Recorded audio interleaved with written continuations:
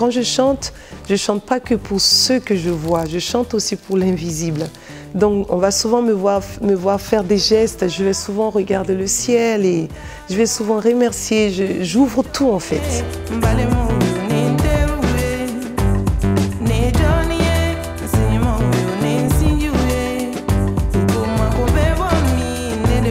Dans Serra, il y a beaucoup de sens. Le premier sens, c'est que je voulais m'adresser à mon public pour leur dire que voilà, leur petite Fatou est arrivée quelque part.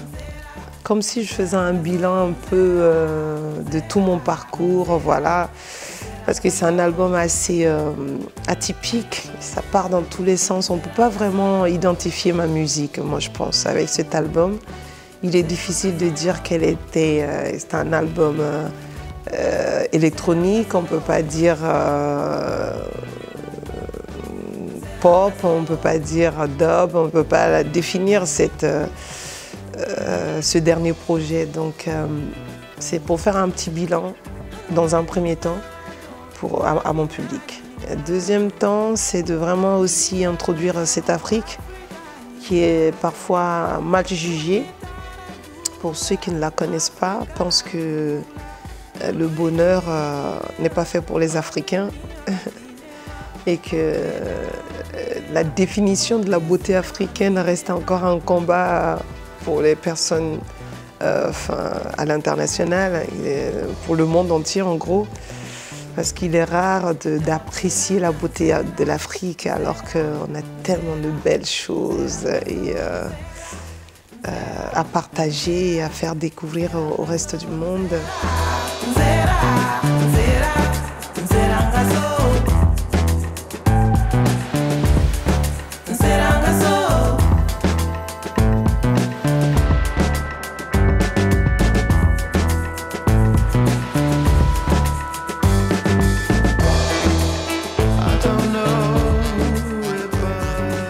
London Bamako résume ma rencontre avec Damon Albarn depuis 15 ans.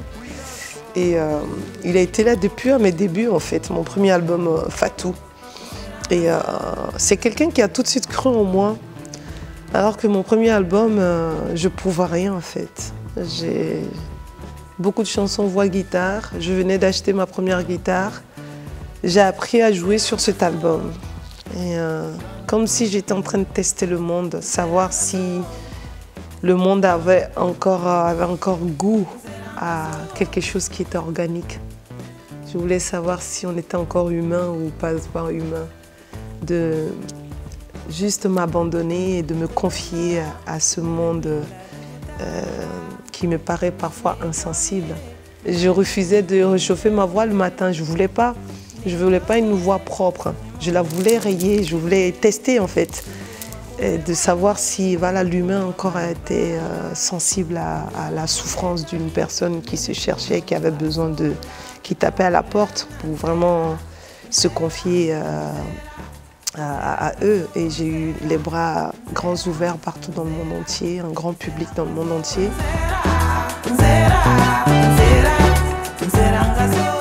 Pour affronter ce monde vaste qui m'accueille, je me rends compte chaque jour que les portes s'ouvrent parce que les gens ont vraiment envie de rencontrer, d'embrasser cette musique malienne qui est vraiment une musique blues qui se fusionne avec tous les genres musicaux.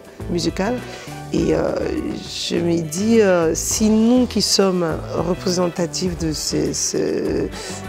cette culture, nous sommes les ambassadeurs, malgré nous, on est des héritiers de ce que nos ancêtres nous ont légué, on est obligé quand même d'être réceptif à ces appels, de les accueillir les bras grands ouverts, mais en même temps, sans pour autant tout dénaturer. Il faut qu'elle soit reconnaissable. Il faut qu'on retrouve encore les sonorités d'Alfarka, qu'on reconnaisse encore le blues, le côté profond dans les chants, dans les choix de mots, les textes, parce que les musiques ont toujours fait l'éducation chez nous. Il ne faut pas perdre cette valeur-là, parce que la majorité de la société n'a pas été à l'école. Donc la musique a toujours été une école, a toujours été un facteur d'éducation pour les jeunes. Je suis née avec cette rébellion, ce côté très personne, avec cette personnalité un peu où je vois ce que font les autres mais j'en vis pas aux autres. Comme si j'ai des idées un peu claires de ce que je veux être, comme si j'étais venue pour une mission à accomplir. Quand je me suis enfuie de ma famille du Mali à mes 20 ans et que je devais m'émanciper après avoir échappé au mariage forcé, la première chose que j'ai fait, c'était de me raser à zéro, la boule à zéro. Parce que j'ai été affectée durant toute mon enfance du fait que pendant les fêtes, il fallait que je mette des extensions. J'ai jamais aimé qu'on touche mes cheveux, par exemple. Et du coup, le premier combat pour moi, pour vraiment affirmer mon identité, c'était de me débarrasser de ces cheveux-là, comme si c'était une renaissance. Et depuis, j'ai laissé pousser ces cheveux, je les ai tournés et j'ai couds avec moi mes propres, je m'occupe de mes cheveux tout seul. Ça a été la première manière de m'affirmer. J'aime beaucoup être seule pour mieux entendre tout ce qui m'entoure. Je suis une personne très solitaire. J'ai développé ça quand ma sœur est partie, quand j'étais jeune, à mes 7 ans. Et elle a eu 3 jours de malade, donc ça a été une mort subite très rapide. Donc ça a été un gros choc. Du coup, depuis l'âge de 7 ans, j'ai appris à être seule, à chanter pour elle. Donc ce qui fait que je chante tout le temps. C'est mon rapport avec elle et tous mes grands-pères qui sont déjà partis. Les morts, en fait. J'aime beaucoup les morts. Après, on grandit avec la peur des morts. Dans les films, on nous montre que les morts sont les méchants ou c'est toujours lié avec la peur.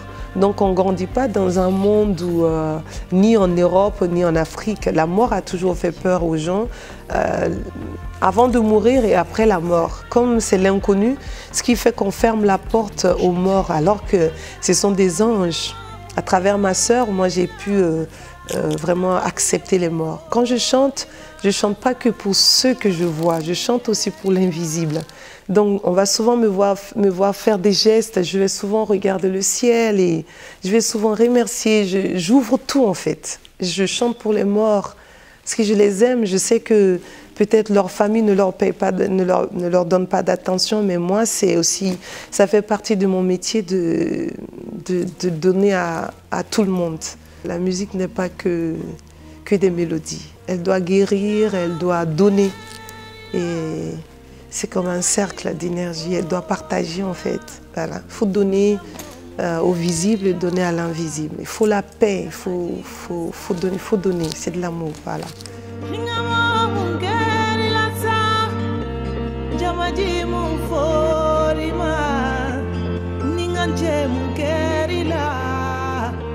Jamadi